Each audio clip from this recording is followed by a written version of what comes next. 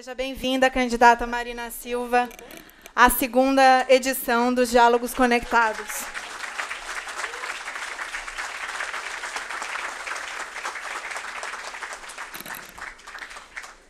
Bem-vindos e bem-vindas à segunda edição dos Diálogos Conectados, um papo sobre direitos e internet, promovido pela campanha Banda Larga é um Direito Seu. Agradecemos a presença de todas e todos aqui, presentes presencialmente, aos que nos assistem pela internet também, e especialmente agradecemos a presença da candidata à presidência da República, Marina Silva. Eu sou Veridiana Limonte, do Instituto Brasileiro de Defesa do Consumidor, IDEC, e serei a moderadora e farei também uma apresentação inicial das propostas da campanha Banda Larga para o acesso à rede e à garantia de direitos digitais. Inicialmente, eu gostaria de chamar o presidente do Sindicato dos Engenheiros, Murilo Celso de Campos Pinheiro, nosso anfitrião nesse evento, a quem gostaríamos de agradecer por nos ceder este espaço. Tudo bem?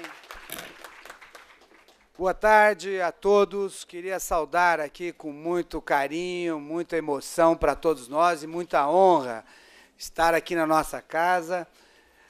A candidata Marina Silva, candidata esta, que muito nos honra a sua vontade de ser candidato, a sua presença, e torcemos muito para o seu sucesso, sem dúvida nenhuma.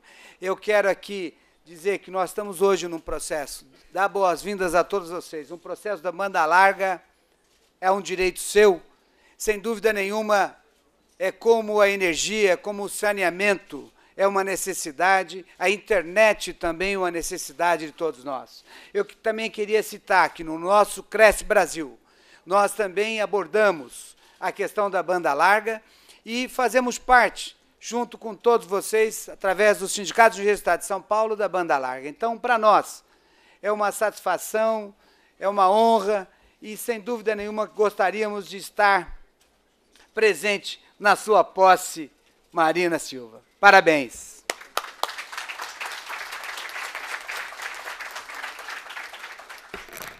Muito obrigada, Murilo Pinheiro. Bom, a campanha ela é uma articulação de entidades da sociedade civil brasileira que reúne organizações como Artigo 19, Instituto Nupef, Projeto Saúde e Alegria, Instituto Telecom, Instituto Bem-Estar Brasil, Marco Civil Já e União Latino-Americana de Economia Política da Informação, da Comunicação e da Cultura, além das entidades que compõem essa mesa, que serão apresentadas daqui a pouco. A composição completa da campanha, além de outras notícias e documentos, podem ser consultadas no nosso site, que é campanhabandalarga.com.br. O nosso diálogo será realizado com as candidaturas à presidência da República para discutir os caminhos que o Brasil deve seguir para universalizar a banda larga. O nosso evento, como eu já disse, pode ser acompanhado ao vivo pela internet através do link www.interrogação.net/SEESP/Diálogos Conectados. Agradecemos novamente a presença da candidata Marina Silva em nosso evento, na segunda rodada desse encontro, que foi realizado pela primeira vez no início de setembro com a candidata Dilma Rousseff. Outras candidaturas também foram convidadas, mas não recebemos novas respostas até o momento. Vamos à dinâmica de hoje. Para realizarmos o nosso diálogo, haverá uma apresentação da nossa campanha e das nossas propostas, seguida de uma fala inicial da candidata Marina Silva. Isso feito, vamos aos 3 blocos temáticos de perguntas e respostas. As perguntas serão feitas à candidata e o primeiro bloco será voltado à discussão da universalização do acesso à banda larga no país. O segundo bloco terá como foco o debate de direitos digitais, privacidade na rede e implementação do Marco Civil. O terceiro bloco discutirá software livre, desenvolvimento de aplicativos e serviços nacionais para o compartilhamento de informação e cultura digital. Antes de iniciarmos, eu gostaria de apresentar os representantes da campanha Banda Larga que compõem a mesa e que participarão do diálogo. De lá para cá, Márcio Patusco, do Clube de Engenharia, a advogada Flávia Lefebvre, da Proteste, Renata Miele, secretária-geral do Centro de Estudos da Mídia Alternativa Barão de Tararé e do FNDC, Pedro Ekman, coordenador do coletivo Intervozes, Beatriz Tibiriçá, do coletivo Digital, e Sérgio Amadeu da Silveira, que eu pulei, professor da Universidade Federal do ABC e membro da comunidade Software Livre.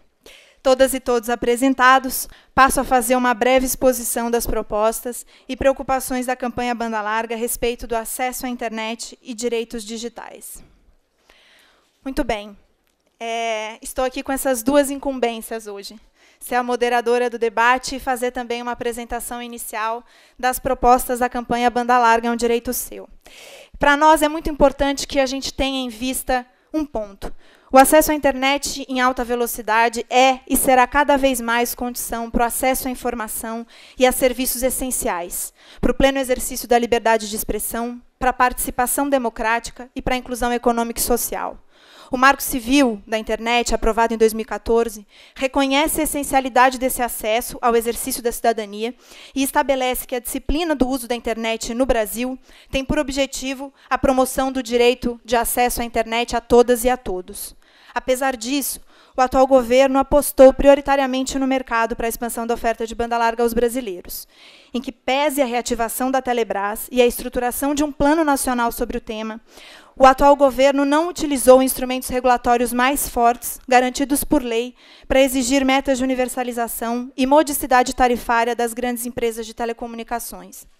O cenário que resulta dessa escolha reflete aquilo que ocorre com toda política pública insuficiente, por demais calcada nos interesses de mercado.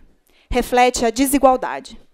Anualmente, o CETIC, um centro de indicadores ligados ao Comitê Gestor da Internet no Brasil, realiza uma pesquisa nos domicílios brasileiros para verificar o acesso e uso das tecnologias da informação e da comunicação. Os indicadores do final de 2013 e início de 2014 apontam que mais da metade dos domicílios brasileiros estão desconectados. A desconexão dos domicílios, que é de 48% no Sudeste, sobe para 69% no Nordeste e 74% no Norte. 74% dos domicílios na região Norte estão desconectados. A situação é ainda pior se compararmos área urbana e área rural. Enquanto 48% dos domicílios urbanos estão conectados, apenas 15% dos domicílios rurais têm acesso à internet. A desigualdade é escancarada também quando avaliamos o acesso por classe social. 98% das casas de classe A estão conectadas, indicador que cai para 39% na classe C e 8% nas classes D e E. Embora as conexões à internet pelo celular tenham maior penetração, é preciso olhar com atenção os números divulgados pelas empresas de telecomunicações. Segundo a mesma TIC Domicílios, somente 30% dos entrevistados havia utilizado a internet no celular nos últimos 3 meses. As estatísticas das operadoras consideram pacotes de internet habilitados, muitas vezes já ativados em planos de voz pré-pagos, que nem sempre são utilizados, e apresentam baixíssimos limites diários de download que comprometem um acesso pleno à rede. O acesso à internet, essencial ao exercício da cidadania, citado no Marco Civil, não é a conexão reduzida ao uso de e-mail e redes sociais. É preciso registrar também a péssima qualidade das conexões 2G e 3G se comparadas a uma conexão fixa. Buscando contribuir para a superação desse cenário, a campanha Banda Larga, em 2013, apresentou ao Ministério das Comunicações uma proposta de universalização da banda larga no país. Partimos do princípio de que, com a atual legislação, já temos elementos suficientes para a prestação da banda larga também em regime público.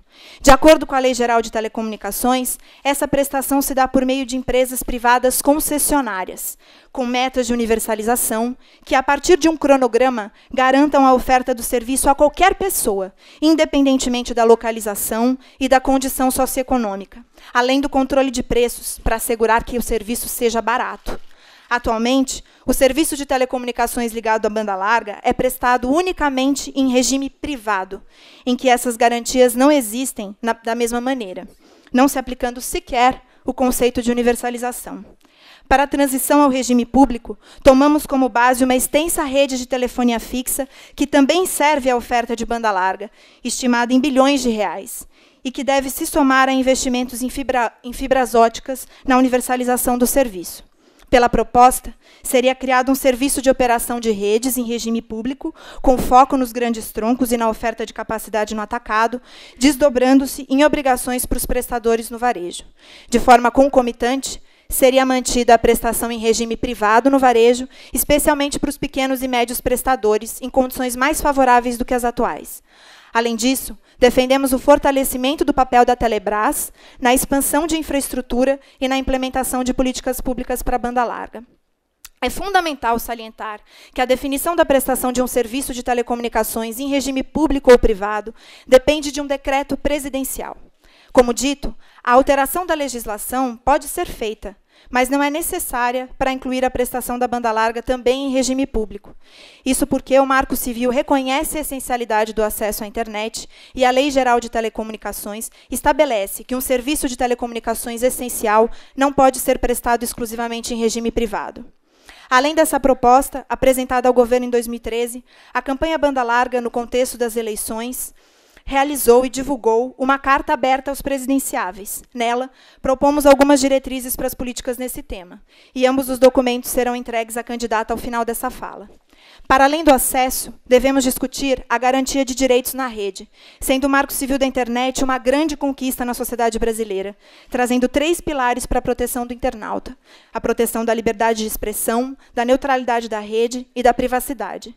Ainda que tenhamos uma restrição em relação à lei aprovada no que se refere à privacidade, a ser exposta mais adiante, consideramos que essa preocupação pode ser minimizada na regulamentação e no debate de outra lei, o anteprojeto de lei de proteção de dados pessoais, que está sendo gestado no Executivo e que virá a suprir uma considerável lacuna da legislação brasileira. Por fim, não podemos esquecer do papel do Estado em estimular o desenvolvimento de softwares não proprietários e aplicações nacionais, seja por meio das compras governamentais, seja por meio de editais de financiamento. As manifestações da cultura e da diversidade em meio digital também devem ser objeto de políticas públicas alinhadas à concretização do direito à cultura, à educação e à comunicação. Temos hoje, agora, uma oportunidade ímpar de discutir todos esses temas com a candidata Marina Silva, ressaltando desde já a relevância de que essas políticas, nos diferentes níveis, sejam construídas com ampla participação social. Agradeço a atenção de todas e todos e entrego os documentos à candidata.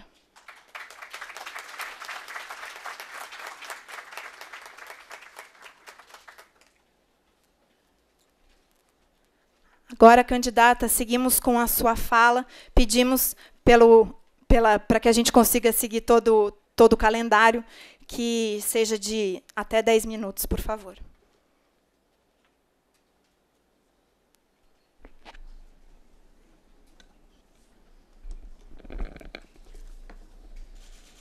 Boa tarde a todos, a todas.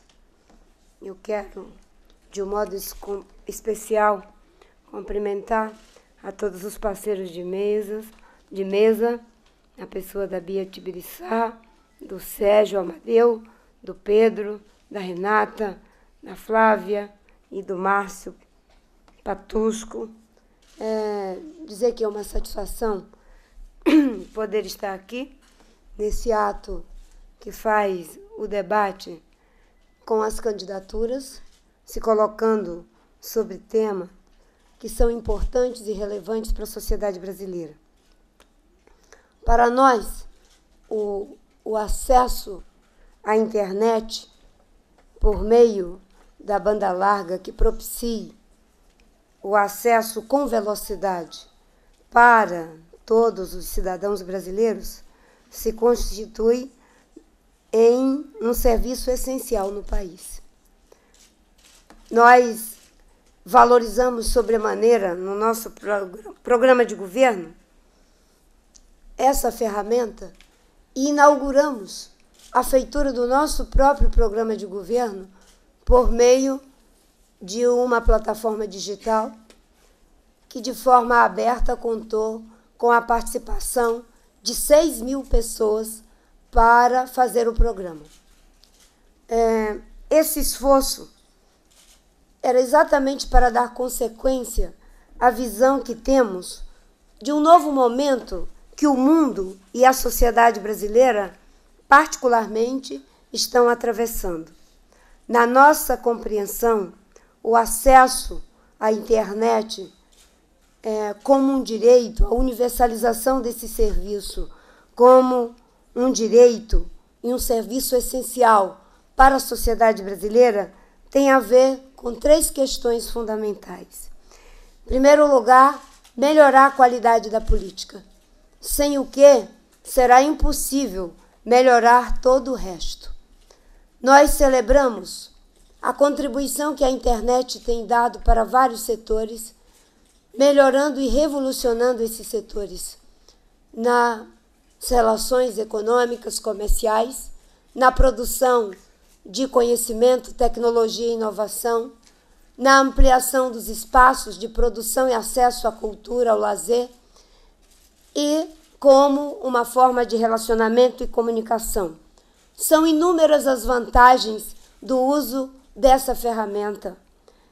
E muita gente celebra, mas imaginava que a política iria ficar imune à influência desse novo momento propiciado por uma tecnologia que é capaz de quebrar as formas clássicas de intermediação da informação e possibilitar novas formas de que as pessoas possam criar a sua própria audiência e, com isso, passaram a ter novas exigências em relação à política, suas lideranças e instituições.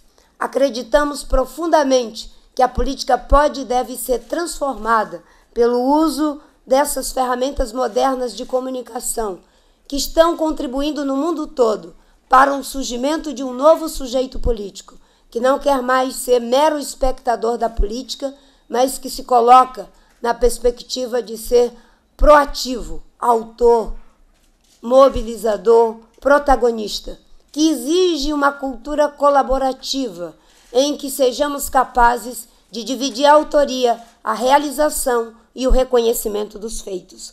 Nosso programa de governo é um programa que conta com essa ideia da colaboração, de forma aberta, aonde nos dispomos a dividir com a sociedade a autoria, a realização e o reconhecimento do nosso programa, mesmo pagando um preço muito alto por isto. Um outro aspecto importante é que essa ferramenta pode mudar e melhorar significativamente a qualidade da gestão. A gestão pública hoje está muito aquém dos meios modernos que possibilitam transparência e visibilidade, eficiência e agilidade, com o envolvimento de milhares, milhões de pessoas acompanhando a gestão pública, evitando a corrupção, o desperdício, a incompetência. Queremos fazer com que haja uma gestão ágil e comprometida. E um outro aspecto ainda importante, sem que tenhamos hierarquia em relação a esses 3 pontos. Ampliar o processo de inclusão. Nosso programa trata dessa questão como essencial para promover novos processos de ensino-aprendizagem, de como fazer com que as pessoas possam ter acesso à cultura, de como fazer com que as pessoas possam ter acesso à inovação, à tecnologia, ao provimento de novos serviços na era da desmaterialização do consumo. Os meios digitais, por meio de acesso veloz com as bandas digitais, são fundamentais para que a gente possa alcançar esses objetivos.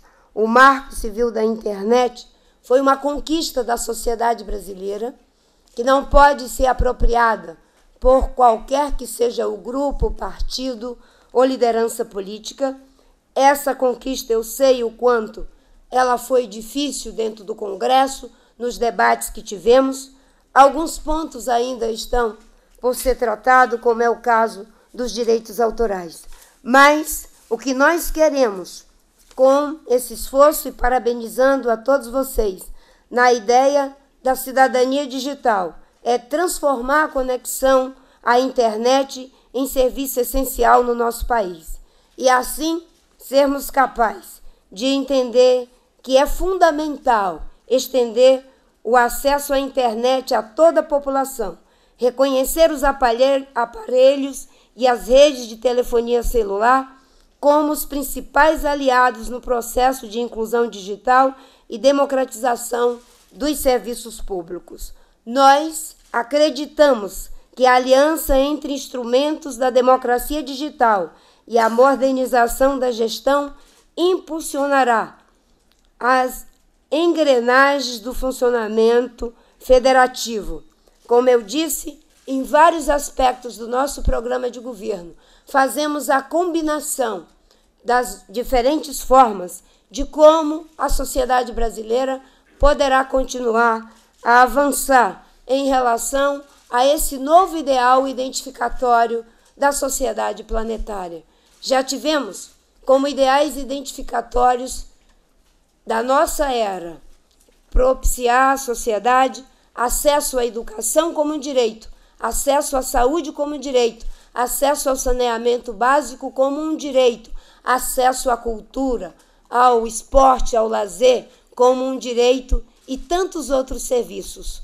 Nesse momento, se constitui para a maior parte da população, no mundo e no Brasil, o acesso à internet veloz como um direito essencial para que as pessoas possam se desenvolver do ponto de vista econômico, social, cultural e político, que, como eu disse, está sendo fortemente influenciada a política por essa ferramenta. Para isso, é fundamental que se tenha os investimentos adequados para que o nosso país possa prover à nossa sociedade os meios materiais e os meios legais para que, de fato, tenhamos uma verdadeira democracia digital. Esse é o nosso compromisso. Entendemos que algumas questões precisam ser começadas em função do fato de que são políticas que devem ser continuadas independente dos governos. Como temos um compromisso de mandato de apenas 4 anos, queremos iniciar um processo promissor de ligação da gestão pública, do acesso do cidadão à informação, à forma como escolas, universidades, agentes de promoção do conhecimento, da tecnologia e da inovação podem melhorar o acesso da população a condições que antes seriam praticamente impossíveis sem o uso da internet. Quando fui ministra do Meio Ambiente, me beneficiei dos meios modernos de levar a informação para fazer a política ambiental, talvez uma das mais exitosas do mundo, colocando os dados gerados pelo Instituto de Pesquisa Espacial de forma aberta na internet, por meio de uma decisão política de alto risco, mas que foi altamente exitosa do ponto de vista da nossa gestão. Colocar polígono por polígono aberto para que o cidadão, o pesquisador, a ONG ou até mesmo os meios de comunicação pudessem saber que desmatamento estava acontecendo, qual o tamanho dele e aonde, nos levou a ter um programa exitoso que reduziu o desmatamento em 80% nos últimos 10 anos, que reduziu 4 bilhões de toneladas de CO2, evitando que seja lançada na atmosfera, sendo reconhecida no mundo inteiro como a maior contribuição às mudanças climáticas. Isso só foi possível porque fomos capazes de utilizar os meios modernos de comunicação para internalizar o plano na sociedade. Sabemos a importância dessa ferramenta, os esforços que o governo e empresas devem fazer para que esse serviço essencial possa ser provido a toda a sociedade brasileira.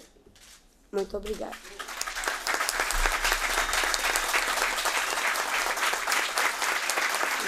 Muito obrigada, Marina Silva. Sigamos aos blocos. Para iniciar o primeiro bloco, que vai discutir os desafios para a universalização do acesso à banda larga no país, eu chamo o Márcio Patusco, do Clube de Engenharia, que fará a primeira pergunta, sendo que depois a candidata Marina Silva terá 5 minutos para fazer sua resposta. Boa noite, candidata. Nós vamos fazer uma pergunta dividida em duas partes, que começa dessa forma. Dos 270 milhões de acessos contratados no serviço móvel, segundo a Anatel, 75% funcionam na modalidade pré-paga, com uma média de recarga mensal de R$ 8,00, fora impostos. Segundo a OIT, o Brasil tem tarifas das mais caras de celular do planeta, o que explica que o tráfego de voz por usuário na rede móvel em nosso país ocupa a antepenúltima colocação no ranking mundial. No seu programa de governo, a senhora destaca a telefonia celular como possibilitadora de universalizar o acesso à internet a toda a população. E ainda do seu programa, a senhora pretende transformar a conexão à internet em serviço essencial no país, como eletricidade e água. Considerando que hoje a telefonia móvel opera no regime privado, o que, de acordo com a LGT, implica na impossibilidade de o poder público impor metas de universalização, investimentos e garantir que as redes cumpram função social, perguntamos: a senhora defende que a universalização seja baseada exclusivamente na tecnologia móvel ou pretende universalizar também a banda larga fixa? Complementando, a legislação ainda estabelece que o Poder Executivo estenda o regime público para serviços de telecomunicações que sejam essenciais, como é o caso da banda larga por meio de decreto. A senhora pretende editar o decreto para estender o regime público como forma de universalizar a banda larga? Candidata, sua resposta. Partimos do princípio de que queremos que a sociedade tenha o acesso. As formas como isso acontecerá é algo que está em debate dentro do nosso programa. Aliás, fizemos uma escolha.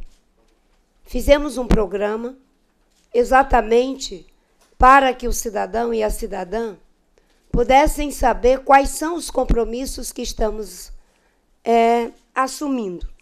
Eu sempre acho que é melhor pleitear a função mais importante e mais elevada da nossa República, orientado por princípios e valores. Quando nos orientamos pelos princípios e pelos valores, tudo o que faremos tem a ver com viabilizar de forma justa, equitativa, aqueles compromissos assumidos.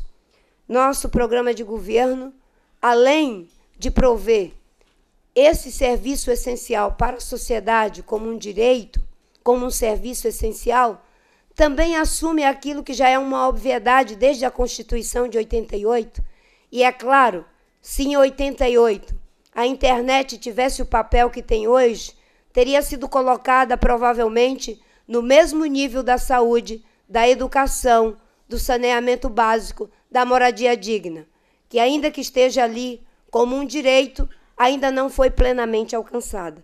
O que nós vamos fazer é dotar o país dos marcos regulatórios já existentes, aperfeiçoar esses marcos regulatórios, buscar fazer com que o Estado cumpra a sua parte, em parceria com a iniciativa privada, mas sabemos que em outros lugares do mundo, o preço para o acesso à internet por meio da banda larga não é tão caro como no Brasil. No Japão, por exemplo, nós temos um valor em torno de centavos. Aqui no Brasil, nós temos um preço elevado. É preciso que se faça a discussão para que, sem comprometer uma taxa de retorno que assegure a viabilidade dos empreendimentos, que se valorize o acesso e que o Estado possa prover aos cidadãos os meios para aquelas regiões que são mais difíceis. Por exemplo, as regiões isoladas que pagam o preço mais alto, como foi citado aqui, o Norte e o Nordeste. Muito obrigada, candidata. Agora, eu passo a palavra para Flávia Lefebvre, da Proteste, depois seguidos pelos mesmos 5 minutos de resposta para a candidata Marina Silva. Boa noite, candidata. Obrigada pela sua presença. Complementando o que foi dito pelo Márcio Patusco, Nós, examinando o seu plano de governo, não encontramos nenhuma referência ao aproveitamento de todo o acervo de redes fixas públicas, indiscutivelmente, porque estão vinculados aos contratos de concessão da telefonia fixa. E, no entanto, candidata, essas redes hoje são responsáveis por mais de 50% do provimento de banda larga fixa. Essas redes, segundo a Anatel, valem 74 bilhões de reais. São redes implantadas antes da privatização, com recursos de fundos públicos, e, no decorrer dos contratos de concessão, com um enorme esforço da sociedade que pagou a assinatura básica, lutando contra ela na justiça durante muitos anos. E, apesar disso tudo, as empresas expandiram essas redes, a expansão dessas redes terminou em 2005 e nós ainda, a sociedade, não estamos nos beneficiando, essas redes não cumprem a função social que deveriam cumprir. Essa infraestrutura atinge hoje grande parte dos lares brasileiros. E é importante destacar que as obras de engenharia feitas para chegar até lá têm valores vultosos. Essa infraestrutura, se utilizada adequadamente, pode chegar a velocidades de acesso de cerca de centenas de megabits por segundo. E nós insistimos nisso, candidata, porque não é possível pela rede móvel, como a senhora disse, que o cidadão acompanhe as ações do poder público pelo celular, com planos discriminatórios, hoje comercializados, que discriminam os consumidores de baixa renda, provendo serviços em condições indignas. Também não encontramos em seu programa nenhuma referência à Telebrás, que tem a importante atribuição de garantir a inclusão digital, exercendo o papel de formular contratos com pequenas e médias empresas para levar infraestrutura para regiões e localidades não atendidas e também gerenciar as redes públicas da Eletrobras e Petrobras. Sendo assim, quais são os planos do seu governo com relação ao aproveitamento desse vultoso patrimônio público em redes de acesso e transporte fundamentais para a universalização da banda larga? Caso a senhora seja eleita, qual será o papel da Telebrás para a universalização da banda larga? Obrigada. Candidata Marina. O bom de ter um plano e um programa de governo é que o plano possibilita isso que está acontecendo aqui. Eu tenho participado de muitos debates e de muitos eventos em que a imprensa pergunta o tempo todo do plano. Os dois concorrentes principais, junto comigo, perguntam o tempo todo do meu plano. E me sinto muito honrada que aqui vocês também tenham lido o plano e estejam esmiuçando o plano. Infelizmente, a presidente Dilma e o governador Aécio não apresentaram um plano. Então, eles têm o benefício de, entre aspas, porque isso para mim não é um benefício, de passarem uma eleição durante um ano inteiro e a 15 dias da votação não apresentarem um plano para que os senhores possam fazer o mesmo. Eu repito que estabelecemos como um princípio o acesso, a tecnicalidade, a forma como vamos operacionalizar tudo isso. Nós estamos fazendo debate com a nossa equipe de governo. Mas, infelizmente, os nossos adversários estão querendo ganhar uma eleição com um cheque em branco. Um cheque em branco de que basta, não é, apresentar diretrizes genéricas sobre todos os assuntos ou dizer que vai dar continuidade ao que já está sendo feito. O que já está sendo feito nos deixa na situação em que estamos hoje, em que, após 12 anos de governo continuado de um, 8 anos de governo de outro, nós sabemos que muito pouco foi feito para encontrar esse estado de atendimento adequado para a sociedade brasileira. Não só em relação a esse serviço, que para nós ganha o conceito de essencial, mas para tantos outros que a sociedade brasileira se mobilizou em junho do ano passado, pedindo que o Estado funcionasse efetivamente. Nós temos o compromisso de prover o serviço. Queremos fazer isso de forma continuada e cidadã, internalizando os ganhos de forma igualmente cidadã. A institucionalização dos ganhos de políticas públicas estruturantes não podem ser fulanizadas, não podem ser privatizadas por partidos ou grupos. E é por isso que o nosso compromisso é de manter as conquistas já alcançadas em todos os setores, ainda que os nossos adversários tenham dito em todos os cantos do país que eu sou uma verdadeira exterminadora do futuro, porque vou acabar com o Bolsa Família, Minha Casa Minha Vida, a transposição do São Francisco, a Transnordestina. Vou acabar com o futuro desse país. O nosso compromisso é debater programa com todos os setores da sociedade. E colocamos aqui o acesso à internet, a otimização, o uso da infraestrutura já existente. Tudo isso são questões que estão sendo debatidas pelos nossos técnicos. E esperamos, se Deus quiser, e o povo brasileiro, no momento da transição, definir melhor, com a contribuição da sociedade, porque não temos a pretensão de fazer um programa para a sociedade, mas com a sociedade. A gestão moderna, a gestão atualizada, a nova política requer capacidade de diálogo, requer uma liderança que não tenha a pretensão de saber de tudo e ainda saber do resto, de mandar em tudo e ainda mandar no resto, e de que até um projeto de participação popular foi feito por decreto.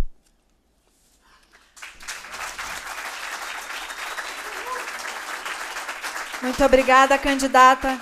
Agora, a Flávia e o Márcio, que fizeram as primeiras perguntas, têm 3 minutinhos para fazer um comentário, ao qual depois a candidata Marina poderá fazer suas considerações em 5 minutos, antes que a gente passe para o segundo bloco.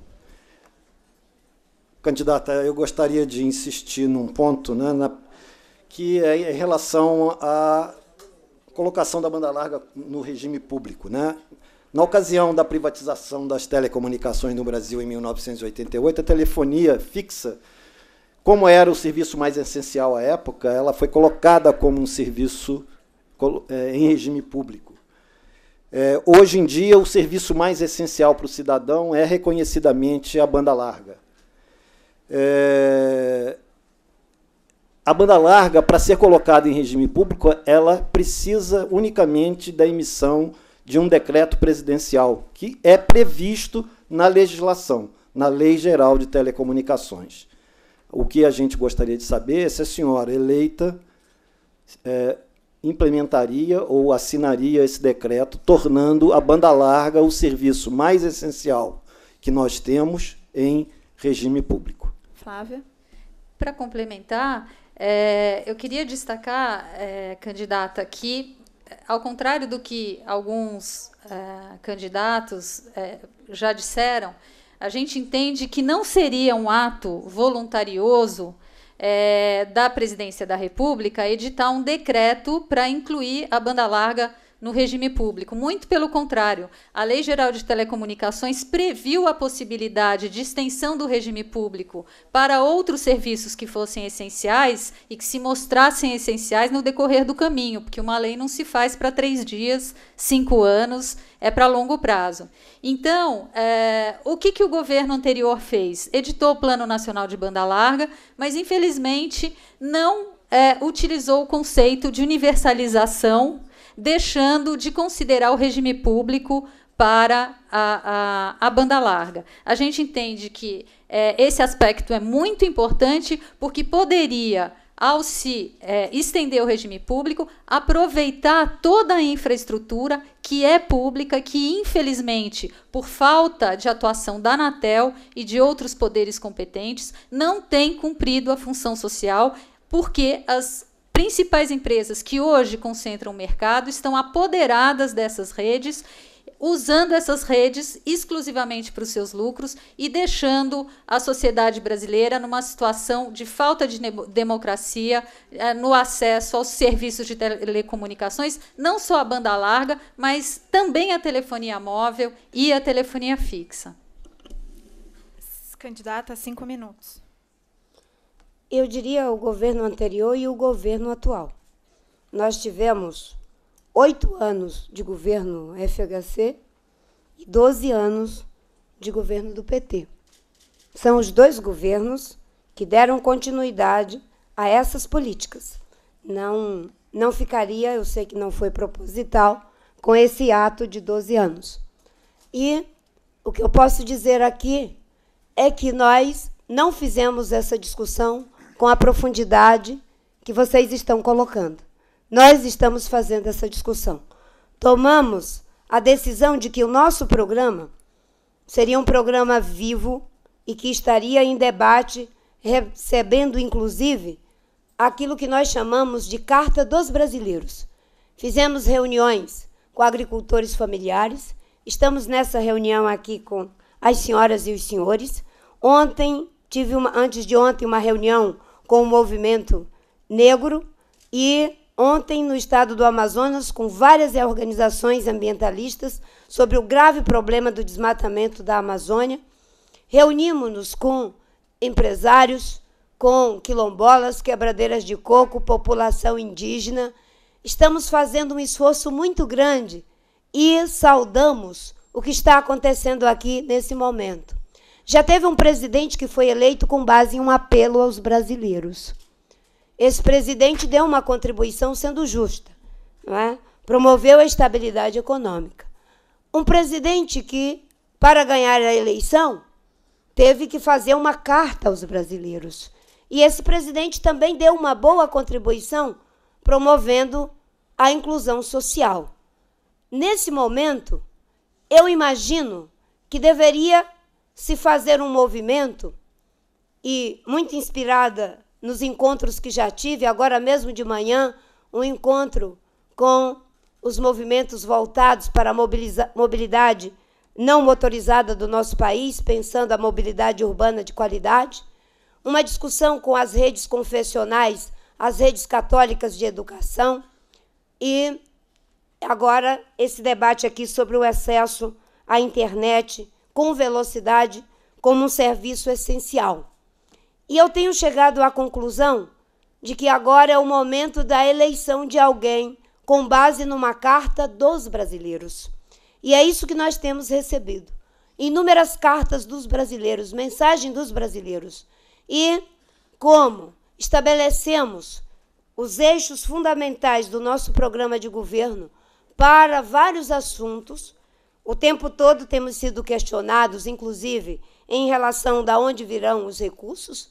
Uma parte dos serviços que a sociedade precisa na infraestrutura, e no caso das comunicações faz parte, teremos sim a parceria com a iniciativa privada, mas queremos que o Estado dê conta de levar o serviço para aqueles lugares em que a iniciativa privada não tem como fazê-lo ou não tem taxa de retorno, porque o nosso compromisso não é com o lucro, é com a prestação do serviço de forma acessível e de qualidade. Nosso compromisso da ideia da Carta dos Brasileiros é exatamente para que possamos buscar as melhores formas de viabilizar os compromissos que foram assumidos no âmbito do nosso plano de governo. Já temos de ter educação de qualidade com educação de tempo integral, de ter saúde de qualidade, com 10% da arrecadação bruta. O tempo todo temos sido confrontados pelos 2 candidatos e pela própria mídia, que quer saber de onde virão os recursos. E, nesse momento, nós temos dito, está estabelecida a prioridade e vamos buscar, a partir da eficiência, de que o nosso país volte a crescer, os meios para viabilizar o compromisso assumido. Uma boa parte dos recursos virá, sem sombra de dúvida, do fechamento do dreno da corrupção. No caso do acesso à banda larga, no caminho eu vinha pensando, 500 bilhões para meia dúzia de empresas, com juros subsidiados no BNDES, para que eles sejam os campeões nacionais? O que se poderia fazer para que a sociedade pudesse ter o provimento de um serviço que ajuda na melhora da qualidade da gestão pública e que ajuda, inclusive, a combater a própria corrupção? São novas prioridades, novas escolhas, que para isso é preciso ter legitimidade política. Por isso eu comecei, não é? A grande contribuição quem vai dar é a sociedade brasileira, porque aqueles que já estão há 20 anos no poder, sem sombra de dúvidas, já se acostumaram a assumir compromissos durante a campanha para ganhar. E depois, quando ganham, a única coisa que fazem é reformar o compromisso. Muito obrigada. Seguimos agora ao segundo bloco, que vai discutir direitos digitais, privacidade na rede e implementação do Marco Civil. Para fazer a primeira pergunta, eu chamo Renata Miele, do Barão de Tararé, também seguindo 5 minutos de resposta da candidata. Boa noite a todos e todas. Boa noite, candidata Marina. Como a senhora mesmo frisou na sua apresentação, o Marco Civil da Internet é uma importante conquista para o Brasil. Desde o seu início, o Marco Civil foi construído com a participação de milhares de brasileiros através de uma plataforma digital e depois também no Congresso Nacional, com inúmeras audiências públicas, outra consulta pela internet. Portanto, é um paradigma de participação social na construção de leis no nosso país. Ao definir os direitos e deveres na rede, consolidou garantias fundamentais para que a internet permaneça sendo um espaço democrático. Não é por menos que Tim Berners-Lee, criador da web, a chamou de Constituição da Internet e afirmou que ela deveria ser seguida por todos os países. Com destaque para uma garantia importantíssima e, ao nosso ver, central, que é a neutralidade da rede, que faz do Marco Civil uma das leis mais avançadas do mundo. A aprovação do Marco Civil demorou, no entanto, mais de um ano no Congresso Nacional, em função do forte lobby das empresas de telecomunicações, que são contrárias a este princípio da neutralidade de rede. O seu candidato a vice-presidente, o deputado Beto Albuquerque, chegou a chamar o Marco Civil de Marco Servil, defendendo o voto contra o projeto de lei no Congresso Nacional. Se eleita, o que a senhora pretende fazer para garantir que a neutralidade de rede seja garantida e impedir que as empresas burlem esse princípio? Se a regulamentação do Marco Civil ficar para 2015, o seu governo pretende fazê-la com participação social? E outras políticas para a internet também contarão com a participação da sociedade civil? Muito obrigada, candidata. A forma como se ganha determina a forma como se governa. Fizemos um programa com a participação da sociedade, numa plataforma aberta, envolvendo 6.000 pessoas, e, obviamente, que isso é mais do que um sinal, é um compromisso.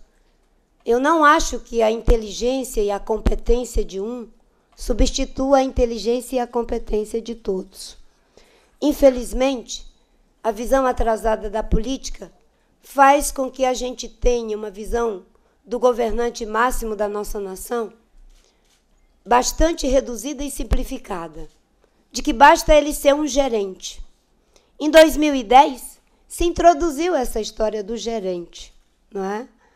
E eu lembro que, naquela oportunidade, era um campeonato de gerência entre a presidente Dilma e o governador Serra. Quem seria o maior gerente? E eu insistia que, para ser presidente da República, não é uma questão de ser gerente. Há que ser uma pessoa com visão estratégica. O Fernando Henrique não era um gerente. Podemos discordar dele, mas era um acadêmico com visão estratégica e reuniu os melhores gerentes para fazer o plano real. O presidente Lula não era um gerente, era um homem com visão estratégica e colocou um termo de referência para o seu governo. Eu quero que no meu governo as pessoas tenham pelo menos 3 refeições por dia. E encontrou os melhores gerentes para implementar sua visão estratégica. Por incrível que pareça, nesses últimos 4 anos, a ideia do paradigma do gerente, que sem visão estratégica acaba não conseguindo gerenciar nem a si mesmo, vai entregar um país pior do que encontrou, com inflação alta, juros altos, crescimento baixo, empresas que eram respeitadas, agora completamente desconstituída. A Petrobras vale a metade do que valia e está 4 vezes endividada. E até o IBGE, uma instituição respeitada, com técnicos altamente comprometidos, passando pela situação que está passando por falta de gerência, de gestão correta, porque o presidente não é para ele ser o gerente de tudo e o gerente do resto. É para ele ter uma nova visão de Estado. A nossa visão de Estado é diferente da visão de Estado provedor, que acha que vai fazer tudo e ainda vai fazer o resto. Que a sociedade deve ter a cultura da Casa Grande e da senzala. A nossa visão de Estado também não é a visão de Estado puramente fiscalizador, que acha que o mercado vai fazer tudo. A nossa visão de Estado é de Estado mobilizador, que é capaz de mobilizar o melhor de si mesmo, o melhor dos movimentos sociais, o melhor da academia, o melhor da iniciativa privada, o melhor dos partidos. Pode ter certeza que queremos e precisamos da participação da sociedade. E a neutralidade da rede é um compromisso que assumimos desde 2010, porque não podemos aceitar que alguns possam ter serviço de primeira qualidade e outros, por sua condição social, de segunda qualidade. Esse é um compromisso que eu tenho desde o nosso programa de governo em 2010 e que iremos, junto com vocês e a ajuda de vocês, trabalhar exatamente para que essa ferramenta fundamental, a inclusão das pessoas em termos de conhecimento, cultura, tecnologia, inovação, entretenimento, não seja de primeira classe para alguns e de segunda classe para outros.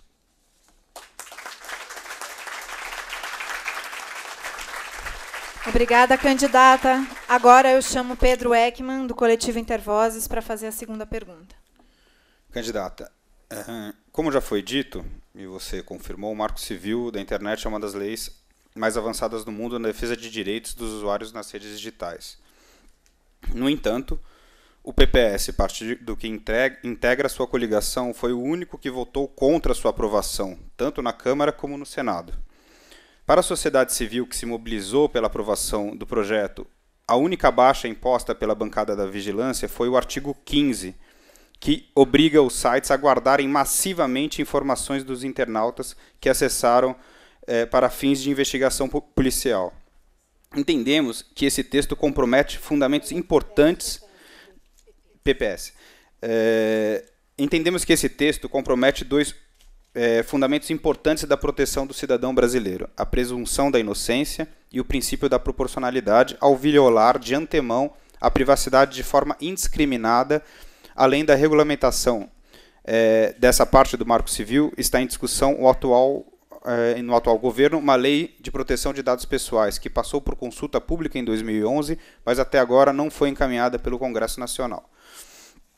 Candidata, no nosso papel como sociedade civil e movimento social, além de fazer o debate de alguns temas, para a gente é importante tentar estabelecer alguns compromissos com a candidatura em relação a alguns temas. Então eu pergunto, no seu governo, o seu compromisso é com a garantia dos direitos civis e da privacidade ou com a construção de um Estado vigilante? Há um compromisso com uma lei que assegure a privacidade dos brasileiros online e offline? Para que lado a sua candidatura aponta os compromissos nesse sentido?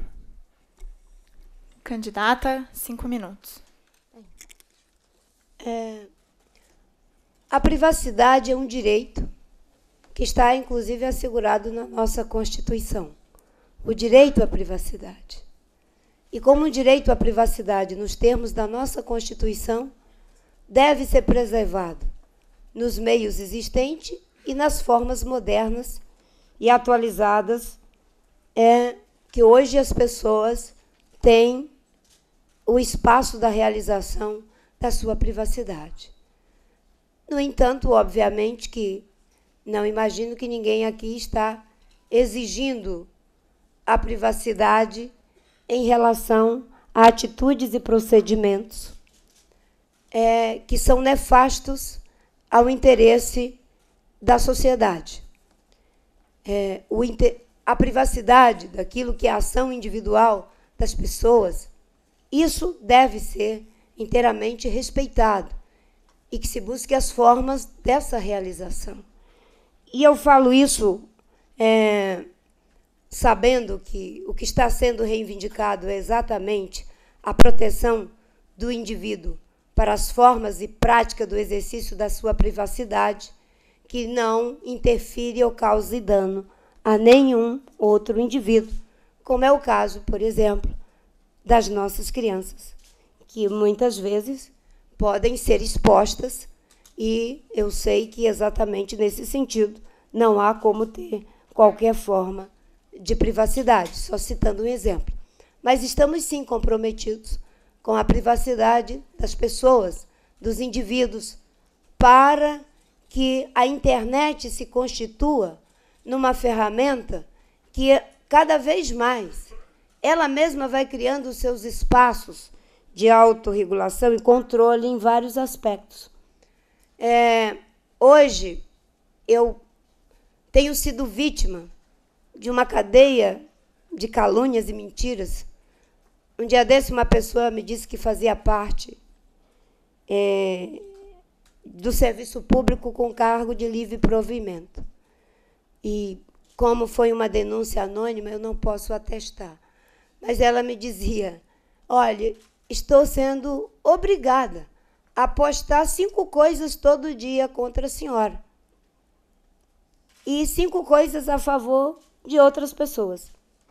A internet não é para isso. É para que as pessoas possam exercitar a sua condição cidadã, quebrando, inclusive, aquilo que falei antes, as formas tradicionais de intermediação da informação. Eu sou uma pessoa que acredito muito no surgimento desse novo sujeito político que está surgindo no mundo, que não é mais dirigido pelo partido, pelo sindicato, pelo líder carismático, pela ONG, que é autor, mobilizador e protagonista, que é o que eu chamo do novo ativismo, o ativismo autoral. A internet tem um papel fundamental nessa nova forma de se relacionar uns com os outros, consigo mesmo, com a produção do conhecimento, com o fazer político. E, obviamente, que os espaços de privacidade dos sujeitos, dos cidadãos, devem, sim, ser respeitados. Obviamente que de acordo com as regras que estão na nossa Constituição, de respeito ao lugar do outro, à integridade do outro e, obviamente, que jamais usar para qualquer tipo de calúnia ou difamação. Obrigada, candidata.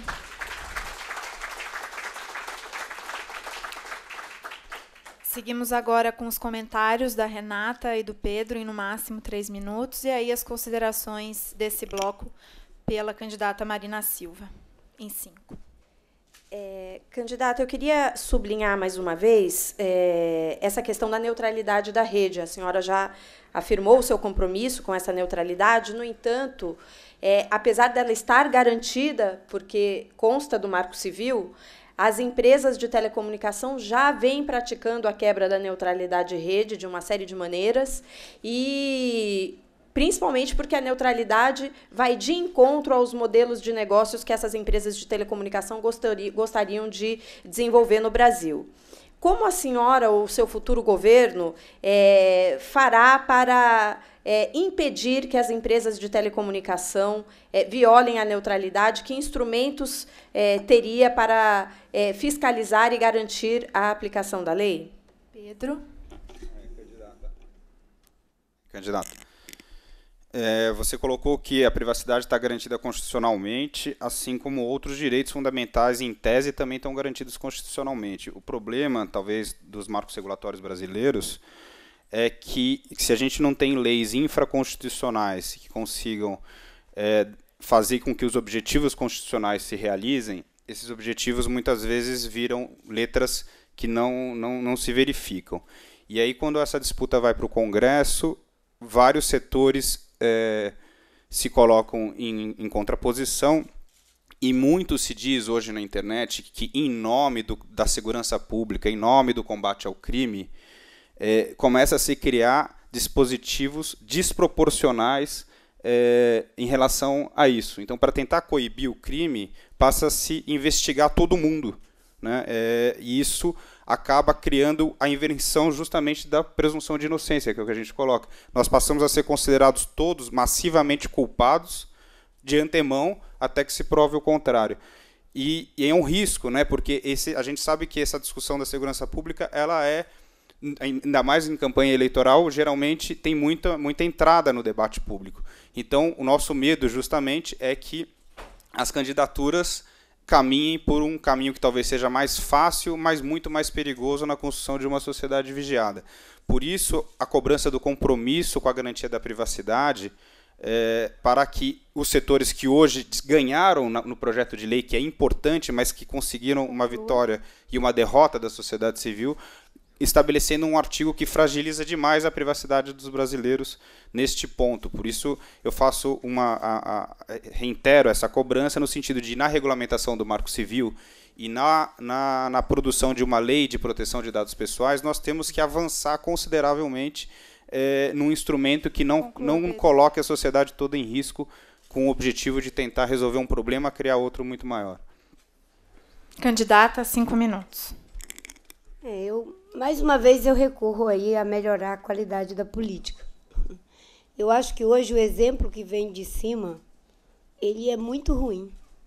E é por isso que, mesmo estando na Constituição, mesmo estando nas leis, a sociedade continua se sentindo completamente insegura.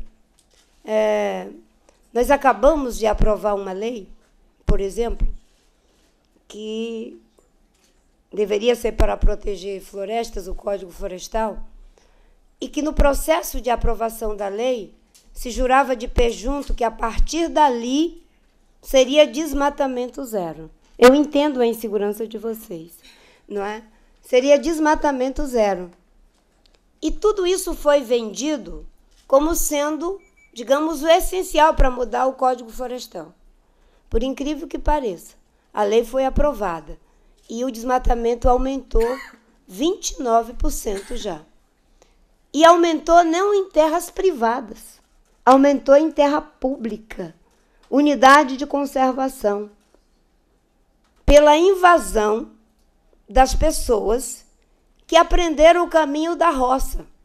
Ou seja, vamos invadir, que depois se faz uma pressão no Congresso e se vai regulamentar. Lembra que em 2009 foi feita uma medida, aprovada uma lei, para regularizar 47 milhões de hectares de grilagem. E foi feita a lei. E legalizou 47 milhões. E todo mundo dizia, não, se regularizar esses 47 milhões, agora é desmatamento zero. Aí depois, não, se mudar o Código Florestal, agora é desmatamento zero. Eu entendo por que essa insegurança. É porque é o próprio poder público que o tempo todo passa o sinal trocado para a sociedade. Eu vi acontecer aqui, em São Paulo, por exemplo, o pacto contra a queima da palha da cana-de-açúcar. As usinas fizeram o dever de casa. E agora o que aconteceu? Depois que conseguiram treinar pessoas para tirar do trabalho aviltante do corte da cana-de-açúcar, 70 usinas foram fechadas por políticas erráticas. 40 estão em recuperação judicial. Por quê? Os que fazem o dever de casa, esses são penalizados. E os que ficam uma meia dúzia pressionando para mudar a lei, e uma grande maioria que fica olhando, bem, se prevalecer os que são os pioneiros de fazer da forma certa, nós iremos todos juntos. Mas se prevalecer os que são renitentes, contumazes, contra as regras certas, então, por que a gente vai se antecipar? E eu compreendo a insegurança que essa mesa tem e de pedir.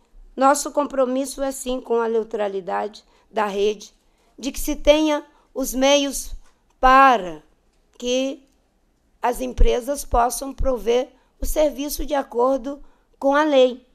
E que a gente possa, não é, ter no Brasil uma coisa que seja muito mais, e criando uma cultura que vem de cima para baixo. Eu me lembro que, quando eu era ministra do Meio Ambiente, né, o tempo todo as pessoas me perguntavam: senadora, a senhora poderia facilitar o licenciamento? E eu dizia: isso não é uma linguagem republicana.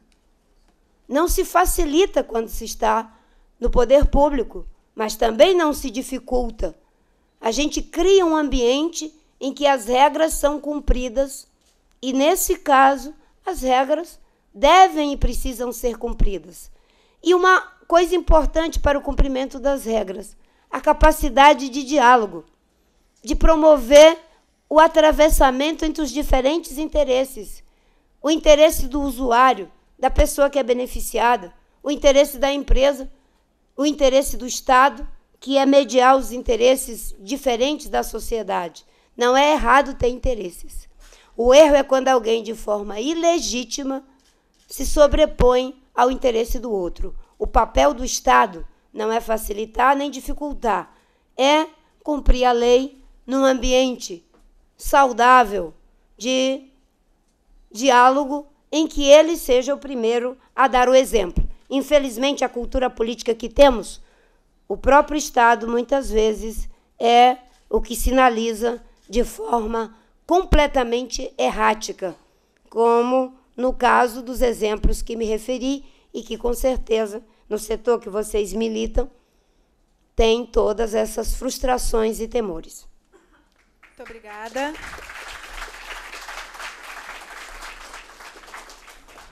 Vamos agora, então, ao terceiro e último bloco, para discutir a importância do software livre e do desenvolvimento de aplicativos e serviços nacionais para o compartilhamento da informação e para a cultura digital. Assim, chamo primeiro Sérgio Amadeu para fazer a primeira pergunta, seguindo da resposta da candidata em 5 minutos. Obrigado. Bom, candidata, grandes empresas no mundo informacional, como Yahoo, Google, Facebook, elas cresceram utilizando softwares de código aberto e softwares livres. Até no mundo dos celulares, retrabalhando o sistema operacional Linux, foi criado o Android, que atualmente é o sistema mais utilizado em aparelhos móveis. Apesar dessa importância do software livre, o governo continua gastando anualmente mais de 2 bilhões em licenças e serviços de softwares proprietários e alocando um recurso irrisório no desenvolvimento, manutenção, suporte e uso de softwares livres. A senhora irá utilizar o poder de compra do Estado para incentivar o desenvolvimento de softwares livres no Brasil? Software livre não é software gratuito. O debate do software livre se insere no tema da liberdade do conhecimento. Por isso, a luta do software livre é similar à luta contra os transgênicos e contra o patenteamento de códigos genéticos e de seres vivos. O Brasil não reconhece patentes de formulações científicas, seres vivos, equações matemáticas, algoritmos e softwares. No Brasil, o software é regulado pela legislação de direitos autorais. Os Estados Unidos pressionam o mundo pelo patenteamento dos softwares e dos organismos vivos. No seu governo, candidata, a senhora irá aceitar o patenteamento de softwares? Obrigada. Candidata, 5 minutos. O importante é a gente olhar para a diversidade que existe na sociedade. Eu vou sempre trazer, e eu peço desculpas, a minha experiência prática, até porque muita gente acha que ter ficado 5 anos e meio no Ministério do Meio Ambiente não pode ser evocado como uma experiência executiva, principalmente aqueles que acham que meio ambiente não tem significado nenhum. Mas a minha experiência executiva foi nessa área, então é ela que eu vou trazer sempre como metáfora para ajudar no debate. Até porque foi uma experiência executiva altamente exitosa. Quando nós fizemos o debate sobre os transgênicos, naquela época, o Ministério do Meio Ambiente apresentou uma proposta ao governo propondo um modelo de coexistência. Por que um modelo de coexistência? Porque você dá o direito ao cidadão e à sociedade de que possa fazer a escolha, de que você não tem que impor um modelo único. Esse debate entre as ferramentas que são produzidas comercialmente e as que não são, como você está colocando, é preciso que seja entendido como um espaço em que você tenha os meios para promover as duas coisas. Quem foi que disse que a gente tem que ficar o tempo todo refém de uma coisa em prejuízo da outra? Eu, um dia desse, fui dizer que iríamos investir em energia renovável limpa e segura, e no outro dia estava manchetado em vários jornais de que eu era contra o pré-sal. E eu quero deixar bem claro que a ideia da coexistência é para que a gente assegure ao cidadão o seu direito de escolha. E que as coisas não precisam ser feitas sempre na lógica da dualidade opositiva, de que ou é uma coisa ou é outra. É preciso que se tenha...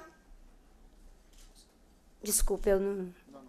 É preciso que se tenha a clareza do seguinte. Por exemplo, nós defendíamos que o Estado fizesse as compras verdes, que mudássemos a 866, para poder alavancar aqueles que estavam produzindo já com critérios de sustentabilidade. Uma mesa produzida com madeira certificada tem um custo.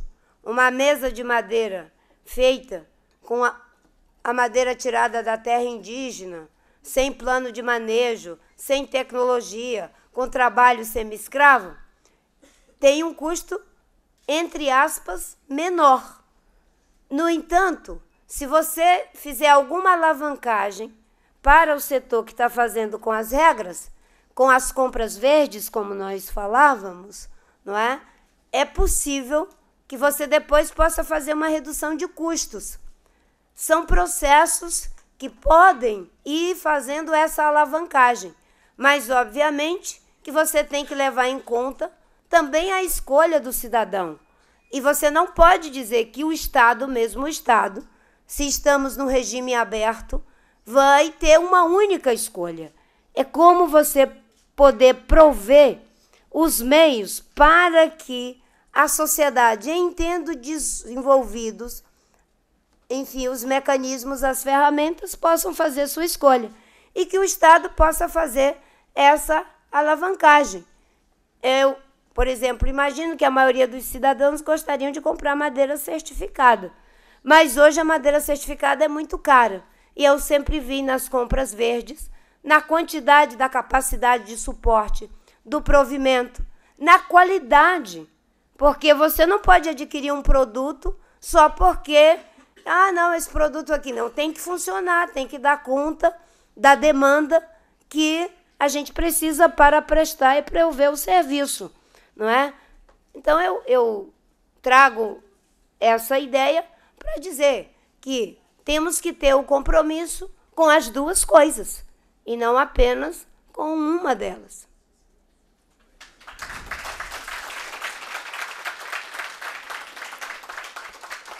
Agora, chamo a Beatriz Tibiriçá, do Coletivo Digital, para fazer a última pergunta.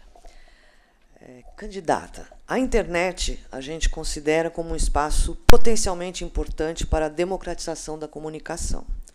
No entanto, acreditamos que não basta ofertar infraestrutura para garantir o acesso.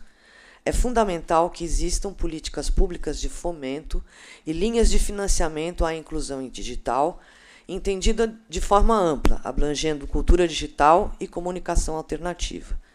Experiências nesse sentido foram iniciadas com a criação dos pontos de cultura, dos pontos de mídia livre e dos programas de telecentros, que foram determinantes para a formação de polos de produção de conteúdo em todo o Brasil.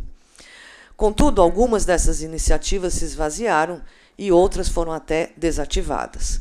A campanha Banda Larga é um Direito Seu considera que também é papel do Estado promover a diversidade e a pluralidade de conteúdos informativos e culturais, inclusive para impedir que o monopólio privado de comunicação, que perdura no país na radiodifusão, se instale também na internet.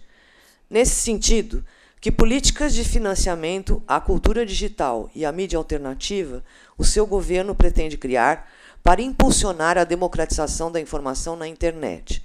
E segundo, quais são as propostas para cidades digitais e outras políticas sociais para a banda larga que a senhora pretende adotar no seu governo?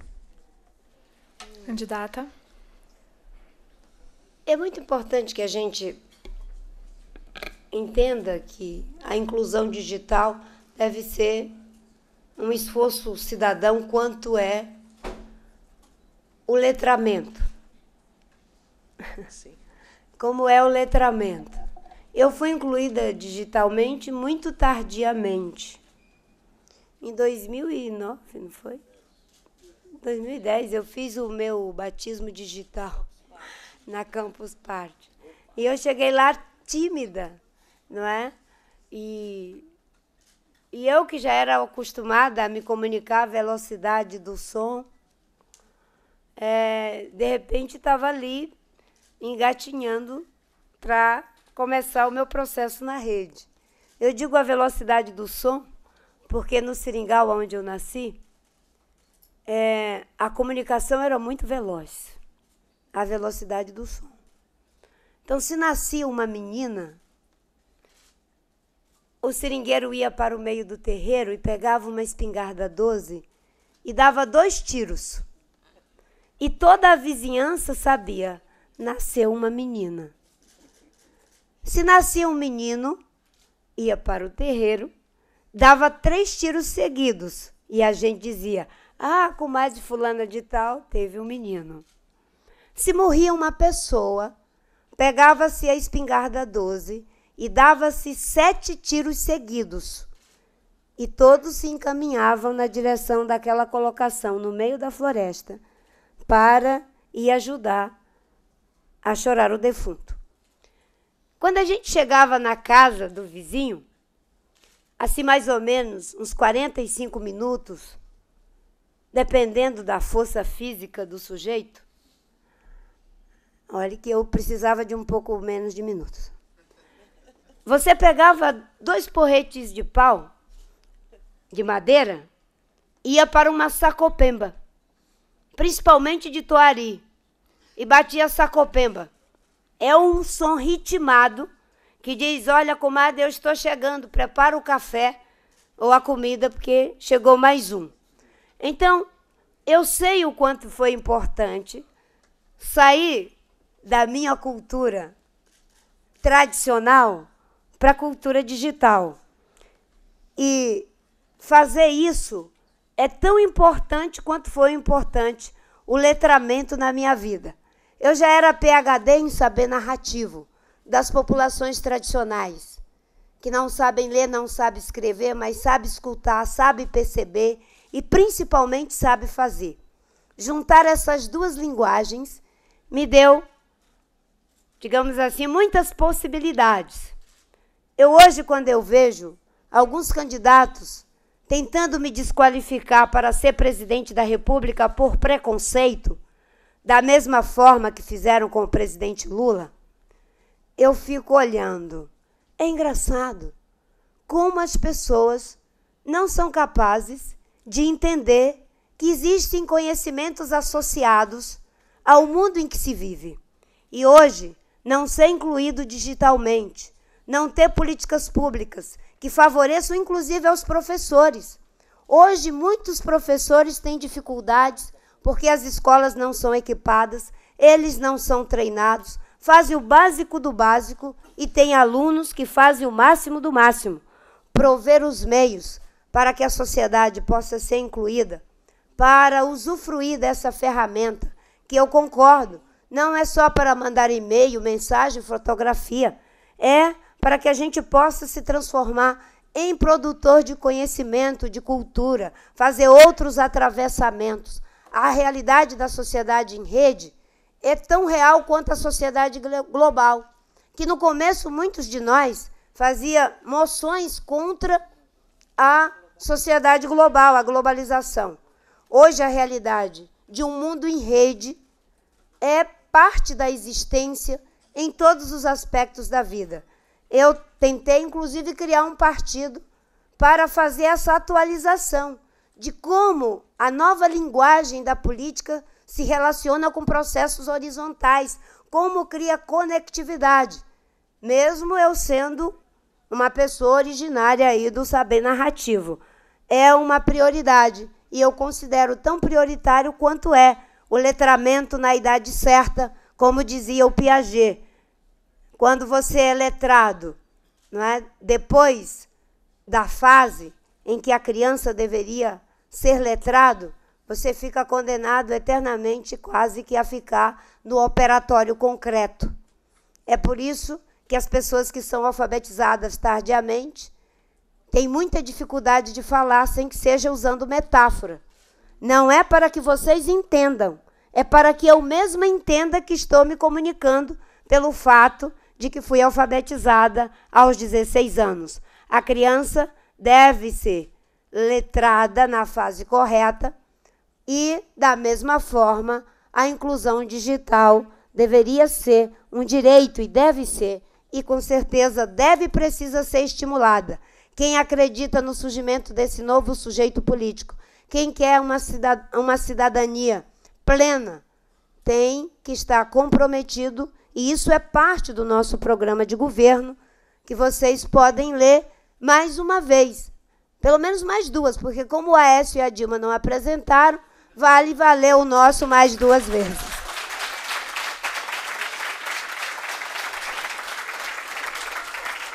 Agradeço novamente, candidata. Agora os comentários finais do Sérgio e da Bea, seguido das considerações da candidata Marina desse bloco. 3 minutos. Candidata Marina, uma das coisas mais avançadas que está acontecendo no Brasil hoje é a fusão entre as comunidades tradicionais e a cultura hacker, que se faz em torno de softwares de código-fonte aberto. Comunidades no interior, hackathons na Câmara Federal, quilombolas que mexem com software livre, Santarém, que metade das pessoas que atuam com software aprenderam a usar com software livre. Então, na verdade, os dois, sistema proprietário e livre, pode conviver. Mas ele não irá conviver muito tempo, candidata, se for aprovado ano que vem no Congresso a lei que patenteia softwares. Se for aprovado do mesmo jeito algumas leis que quase conseguiram passar esse ano, que patenteiam organismos vivos, códigos genéticos, e a patente sobre os códigos, seja o software ou genético, não é para estimular a feitura, é para impedir que os outros usem. Então, a minha pergunta, eu reitero, a senhora lutará contra a patente de software? Bea. Candidata, tem hoje um debate que ocorre na área de inclusão digital, dos pontos de cultura, mídias livres, é que a inclusão digital já estaria ultrapassada. O entendimento que nós temos de inclusão digital é que ela é permanente, até porque consideramos como a pior exclusão a exclusão que tira essas pessoas da sociedade do conhecimento, da informação e do uso dessas tecnologias para melhorar os seus projetos. Então, eu gostaria de saber se o entendimento que a senhora tem é que o processo de inclusão digital é um processo permanente e contínuo. Eu sou professora e eu acredito na formação continuada, certo? Eu acredito na formação continuada. Não existe essa história de que você tem o fim da tua formação. A gente fala dos analfabetos funcionais e a gente pode ter analfabetos funcionais também na rede digital, correto? E é preciso que a juventude, que precisa estar apta ao manejo dessas ferramentas modernas essenciais para uma inclusão no mundo, elas possam ter essa formação continuada. Eu acho que está surgindo um novo modelo de população tradicional. E a gente tem que aprender a respeitar aqueles que não querem estar na rede e que vão querer estar nessa outra dimensão das relações, da forma de produzir conhecimento, de ser e estar no mundo. Não é? Um dia desse eu estava discutindo com uma pessoa em relação a isso. Daqui a algum tempo, é possível que a gente tenha um conceito ampliado de população tradicional. Aquelas pessoas, não é? Hoje, população tradicional são índios, seringueiros, babassueiros, gerazeiros, quebradeiras de coco, ribeirinho, não é? Enfim, quilombolas. E a gente acha que os ocidentais no nosso mundo, enfim, são um outro segmento. Mas eu acho que o surgimento da internet vai criar uma segunda geração de população tradicional, aqueles que não serão incluídos por escolha e aqueles que não são incluídos por uma circunstância social, cultural, enfim. Mas isso tem que ser algo como uma escolha, uma identidade cultural, e não por uma falta de oportunidade. Então, na educação, o processo é continuado. Em relação à questão da patente, eu tenho sofrido uma série de crítica ao longo da vida em relação à lei de acesso a recursos genéticos, que é uma lei que está tramitando até hoje no Congresso Nacional e que não foi aprovada. Exatamente porque, no caso do Brasil, você não pode fazer a patente dos organismos vivos. No caso, em relação a essa discussão do direito autoral, é uma discussão complexa que nós estamos aprofundando o debate e achamos muito bem-vinda a participação daqueles que possam nos ajudar.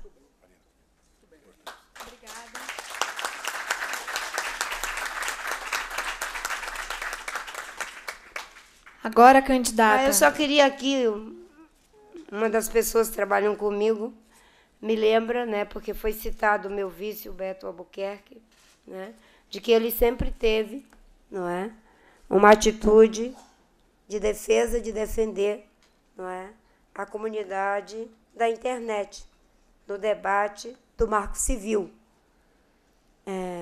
para que não se crie aqui uma injustiça em relação à postura do nosso candidato a vice.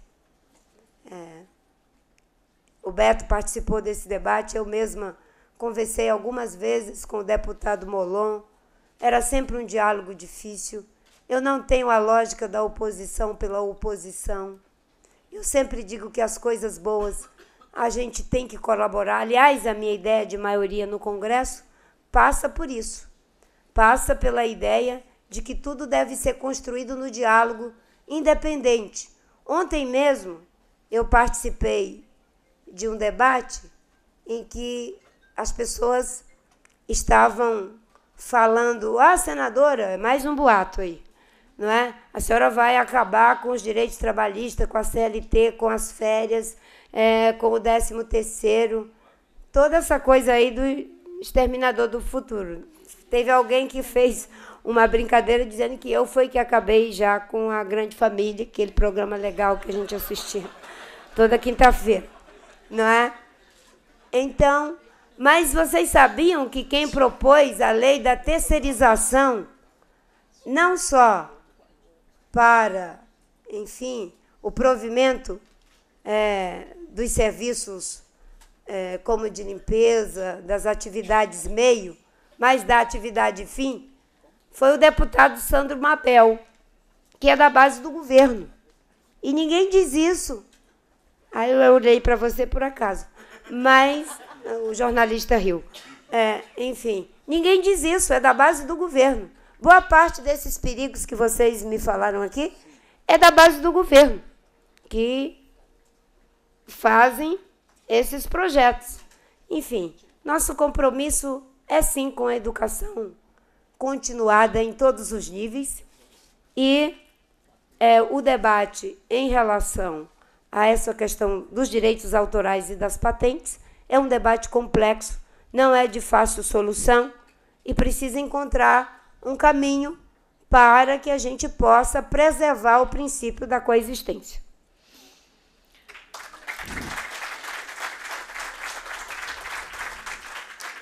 Muito obrigada, candidata. Agora a senhora tem 5 minutos para suas considerações finais, antes que a gente siga para os próximos passos aqui. Eu queria agradecer pela possibilidade do diálogo. Nós temos feito a nossa campanha dessa forma, nos expondo à sociedade. Temos um programa que é um programa vivo. Um dia desse, um candidato ironizou dizendo que o nosso programa era feito a lápis. E fiquei vendo numa revista ou numa informação que a outra candidatura vai até usar isso no programa eleitoral. Nosso programa foi feito a muitas mãos, a muitos corações, porque é nisso que nós acreditamos. Não acreditamos em governo que seja feito para as pessoas, mas com as pessoas. Não acreditamos em governo que seja feito apenas para os partidos, mas com os partidos.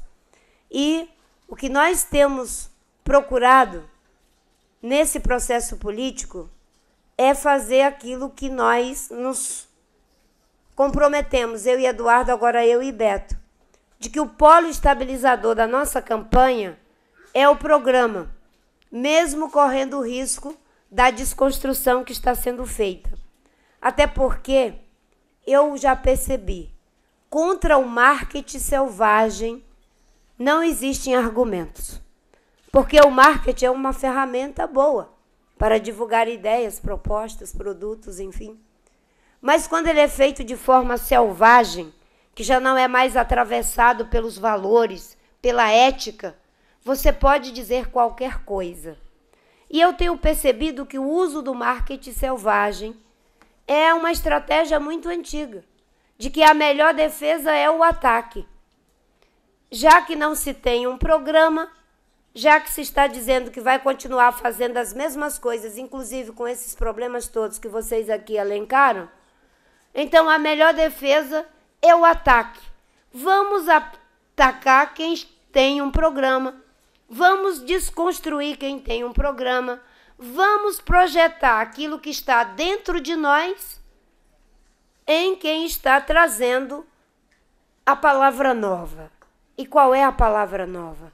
A palavra nova que a sociedade está nos trazendo é que essas eleições não serão ganhas pelas velhas estruturas do dinheiro, do marketing, do tempo de televisão em troca de ministérios. Essas eleições serão ganhas por uma nova postura. E eu tenho dito, se for para ganhar, eu quero ganhar ganhando. Não quero ganhar perdendo. A gente ganha ganhando quando ganha coerente com os valores e os princípios. Você ganha perdendo quando, para ganhar, abre mão dos princípios e dos valores. Eu já vi um candidato ganhando assim. O Collor ganhou com mentiras, com boato, contra o presidente Lula. Eu quero ganhar ganhando. E contra o marketing selvagem para o qual não existe argumento, só há um remédio: discernimento. E a sociedade brasileira tem uma capacidade fantástica de discernir. Ela já viu, na segunda eleição do presidente Fernando Henrique, que não ter reconhecido os erros o levou para um segundo mandato que não foi muito bom para o seu governo e para a sociedade. E já está percebendo e já percebeu que ver um presidente que acusava o Lula de que ele ia confiscar a poupança, e a primeira coisa que ele fez foi confiscar a poupança quando ele ganhou, já percebeu que existem aqueles que projetam nos outros aquilo que com certeza tem dentro de si para fazer. A nossa escolha é uma escolha programática. Nós queremos ganhar essas eleições com base numa nova postura e não refém das velhas estruturas, principalmente do marqueteiro, que manda o candidato dizer qualquer coisa, mesmo quando aquilo é totalmente incoerente com sua trajetória de vida. Muito obrigada.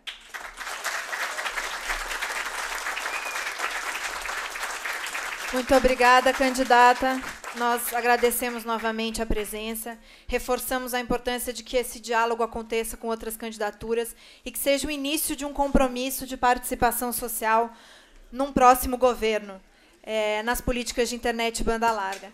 Vamos seguir agora com uma rápida coletiva de imprensa com a candidata Marina Silva. A assessoria de imprensa da candidata já coordenou com jornalistas que virão para frente aqui 4 veículos. E depois disso, os representantes da campanha Banda Larga vão ficar aqui também para responder perguntas.